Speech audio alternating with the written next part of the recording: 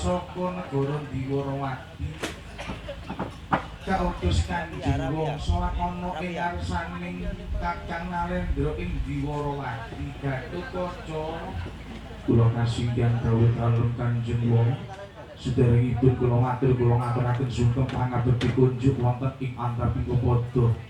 Tak trima raliwat puja pangestuku Tampanana Gatotkaca kula cadha ngangge jimat gesang kula urip wonten ing jagat raya. Kanjeng Kuntadewa pengkawuh anakku. Kanjeng Rama ngestaken dawuh sungkem kula ngatur tak trima kaliwat puja pangestuku Tampanana. Kula cadha ngasta kangge jimat gesang kula wonten ing jagat raya. Kanjeng Rama syukur yen kaya mangkono. Gatotkaca Opo kanthi raharja mapta para saka negara Diwarawati. Kanjeng Wataranggana inggih kula pun Gatotkaca ngaturaken sungkem tak trima kaliwat puja pangestuku Tampanana. Kasinggihan dawuh dalem Kanjeng kangge jimat kula gesang. Gatotkaca nggih anakku cah bagus. Kaya apa keputusane Kakang Narendra kananing aku nglamar yo nglamarno si adikku Taranggana. Diterima apa ora Gatotkaca? Lagi maturana ngarsane bapakmu Bratasena.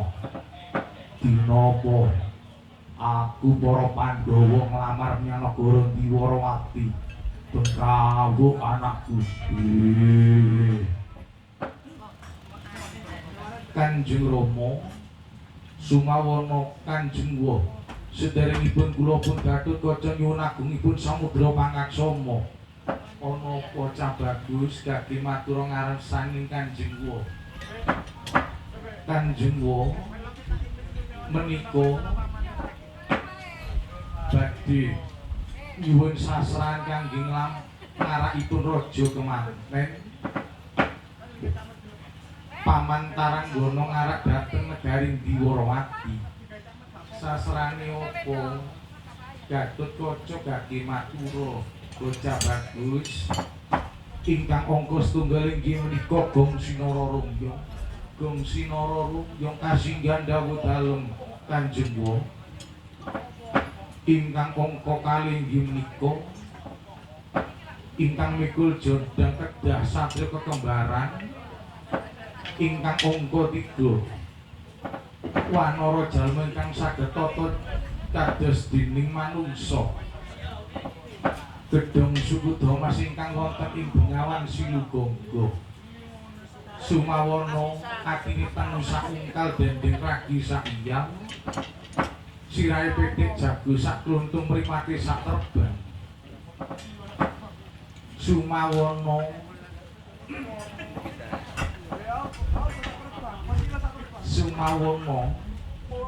ingkang arak raja kemanten menika Bathara lawan Betari. Ugi Raja Kaya cacahe 100 sekawan Kanjeng Wa. Bengkawu anakku iki dina tak upadine sasran sing dijaluk Sembadra Barkunta kakakku Adisena ya Dik munggah Kahyangan Suralaya jaluken widodari Sumawana Gong Sinararumya Gatotkaca tumuju menyang Bengawan Silugangga rebutan kananing gedhong suku Thomas Janaka ya Taranggana melu aku ngupati kananing sasrat bilih mekaten Kakang Mas ngestokaken dawuh yen kaya mangkono Bengkawu anak bojo kami bocahan upati nono didunungi gedhong suku Thomas kasinggihan dawuh dalem Kanjeng Rama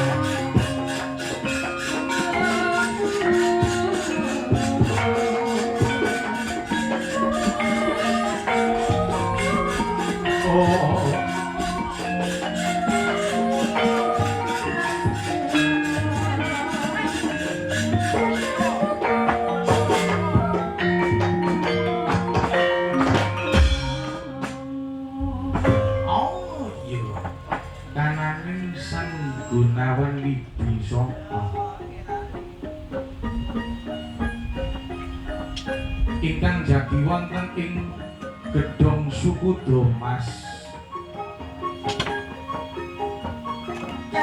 sing Wibisana oh iya ta yen pancen iso ngene anggonku urip ana ing gumelaring Jagadraya aku tak muswa kamangka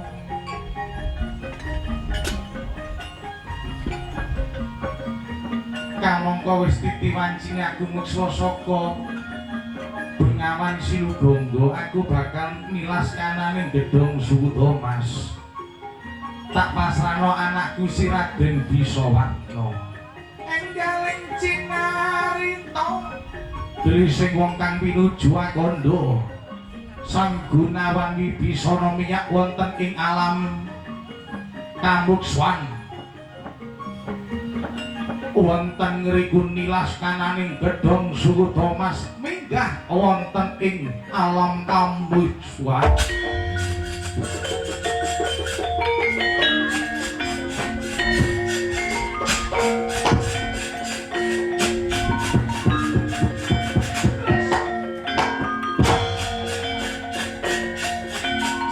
Panjromo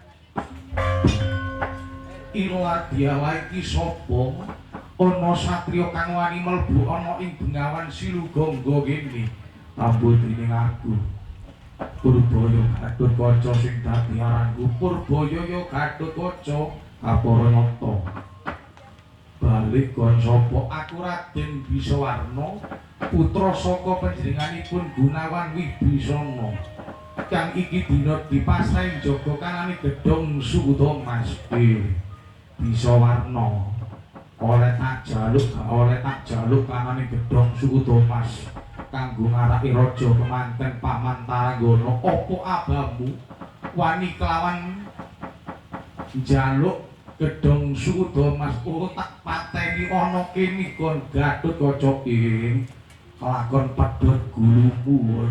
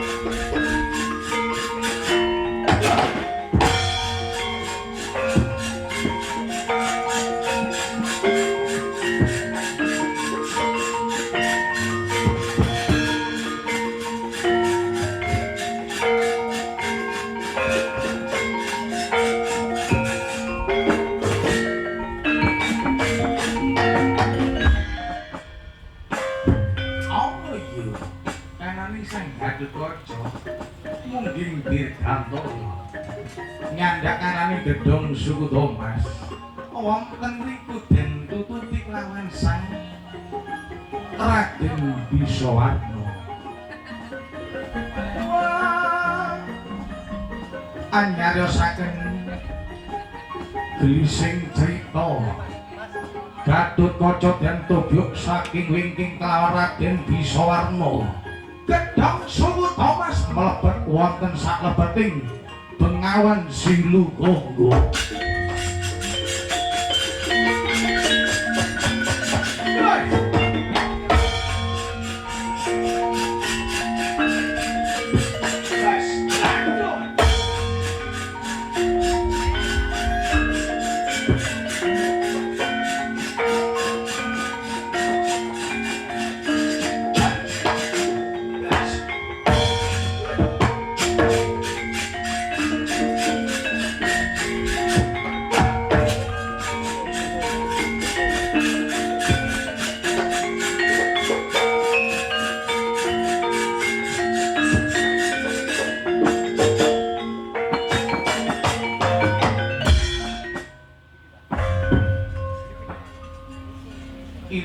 Dialah iki sapa ana satriya kang bagus ing warna nyenggara ing busana sapa Raden ambul dening aku Gatotkaca Purbaya mijil saka ngendi mijil saka Pringgandani putraning sapa Bratasena ya Wijasena ya Bima Suci oh dialah Pangretenana Ca Bagus sliramu kepitung isih keponakan kelawan aku pun begawan kapiwara apa abamu gak sudi duwe paman kaya dening manuk kewan sing isa tata jalmu kaya dening manungsa yen ora gelem ngakoni Kanjeng Paman ora dadi ngopo sliramu iki dinolak ndoleki kanane gedhong Suda Mas kang mlebu ana ing sajroning Bengawan Silukangga lah iya si Gatotkaca Kaparanyata mula iki dina tak wenehi netra kumara sendhak teka marang dewamu bakal tak Sliramu bakal tak wenehi kananing Netra Kumara Gatotkaca. Oh iya. Kananing Sang Gatotkaca kaadhep dening Begawan Kapiwaka. Sedya den paringi Netra Kumara enggaling cinarita. Pilih sing wong kang pinuju akandha. Netra Kumara den paringaken Gatotkaca. Gatotkaca medal tanpa pamit mendhet kang Gedhong Suramas.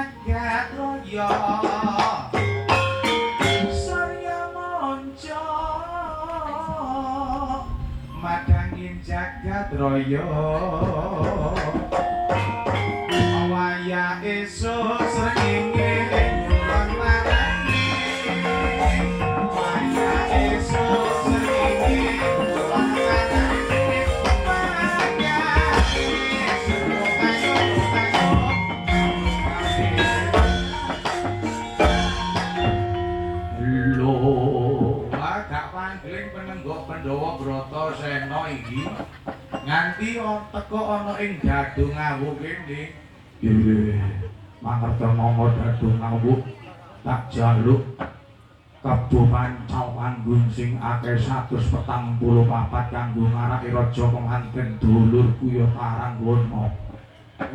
Ya tak paringno. Nek anjene teman-teman kanggo saranane nglamar si Sembadra ana ing negara Diwarawati. Mengko yen wis mari kanani kebo pancal panggung tak kondurna ana ngarsane Dadu Ngawuk. Ora usah di kundurna menyang kene wis kanggo dumna kanggo marga santana kang ana ing negara Ngamarta ka yen kaya nganggo ora usah kami bocah kowe dening arek Juli Winguti tak jaluk kebo pancal panggung lho yen kaya makono ayo tutno kene carane kebo pancal panggung.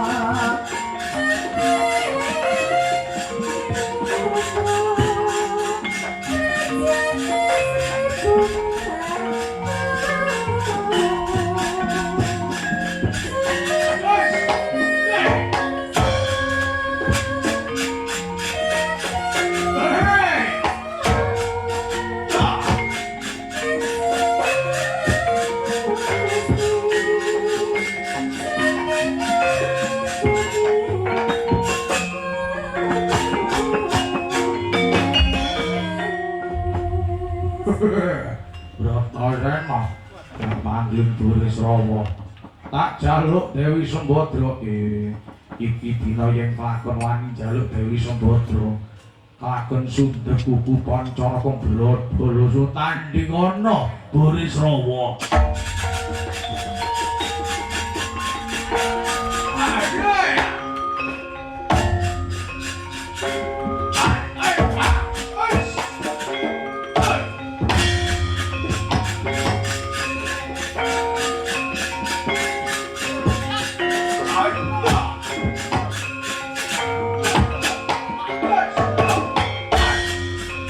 iya